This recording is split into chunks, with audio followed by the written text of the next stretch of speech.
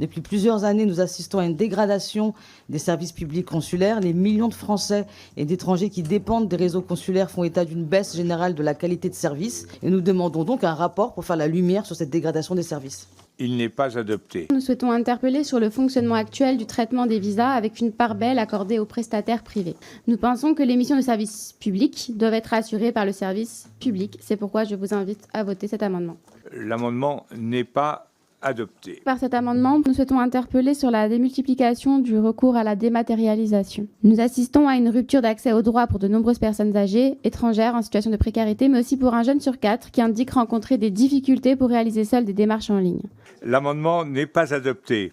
Nous souhaitons faire la lumière sur les difficultés que pose aujourd'hui notre modèle de prise en charge des frais des consuls honoraires.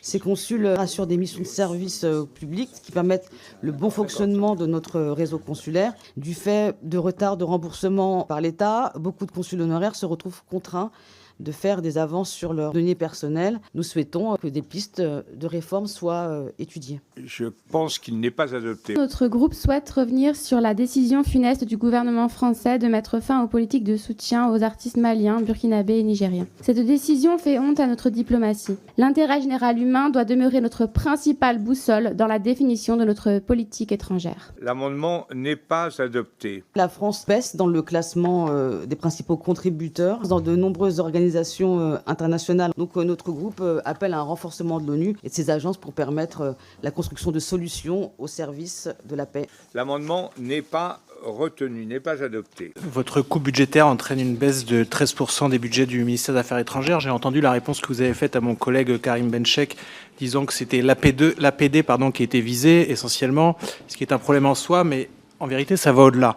En 2023, M. Macron disait « Ce ministère a connu une profonde attrition de ses moyens en étant l'un des budgets les plus faibles comparés aux puissances européennes. » Votre cure d'austérité élimine les efforts qui avaient été consentis en 2024 pour, je cite, « réarmer la diplomatie française ».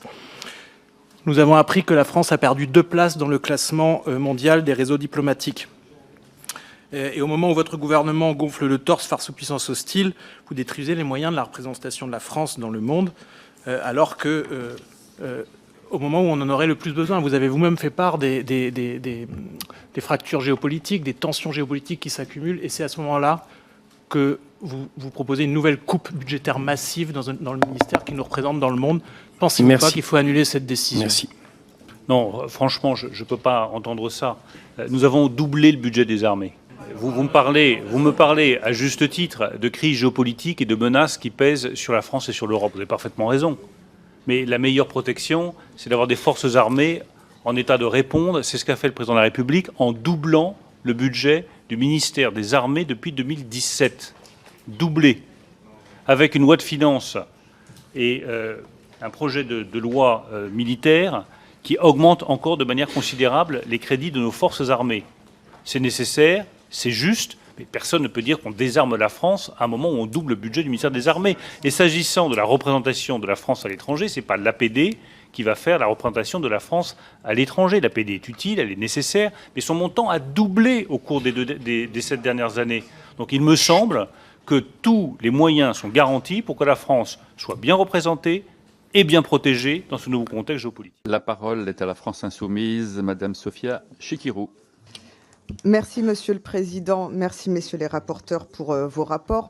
Monsieur Petit, je me permets de réagir, non pas à vos petites provocations dont on a l'habitude, pour ceux qui ont déjà un peu de présence à l'Assemblée, mais de réagir à vos propos qui ne sont pas justes concernant le budget. L'austérité est là, elle est là depuis plusieurs années concernant les crédits de l'action extérieure. Et notamment, vous vous référez à des crédits qui étaient importants, vous dites plus 5,3% en 2021, mais vous oubliez qu'entre-temps, on a eu sur cette période une inflation telle que tout ça ne correspond en réalité à une perte nette des crédits sur la période que vous évoquez. À tel point, en réalité, que si on compare à 2010, on est sur une baisse considérable. On pourrait aller d'ailleurs sur la bourse avec une comparaison par rapport à 2011, où là encore, bourse et aide à la scolarité ont considérablement chuté. La réalité, c'est que l'austérité est là, c'est moins 3% en crédit de paiement et autorisation d'engagement pour 2025, c'est-à-dire 100 millions d'euros, 6 mois à peine après avoir annulé 175 millions de crédits en mars 2024. On trouve quelques 75 ETP dont la collègue de Renaissance a parlé en plus, mais en réalité, il était prévu 700 de plus par Emmanuel Macron en mars 2023. Donc les promesses ne sont pas tenues, l'austérité est là, les recrutements et l'attractivité est considérablement affaiblie et notre travail et notre représentation à l'extérieur s'en trouvent profondément affectés. Monsieur Forissier, vous parlez de la question de la sécurité de notre représentation à l'étranger. Le directeur de la sécurité diplomatique lui-même dit que 25% des sites ne bénéficient pas d'un niveau de sécurité adapté, dont 40% des instituts. Alors, il y a un problème avec la sécurité, notamment dans les zones dont on pourrait parler aujourd'hui, où le risque géopolitique est important, Moyen-Orient ou encore la région du Sahel. Je tiens aussi à attirer votre attention sur le projet CAP 2030 qui a été annoncé en 2018 par le président de la République, 14 millions d'euros de moins pour l'AEFE. Ce projet est en réalité une privatisation du réseau d'enseignement.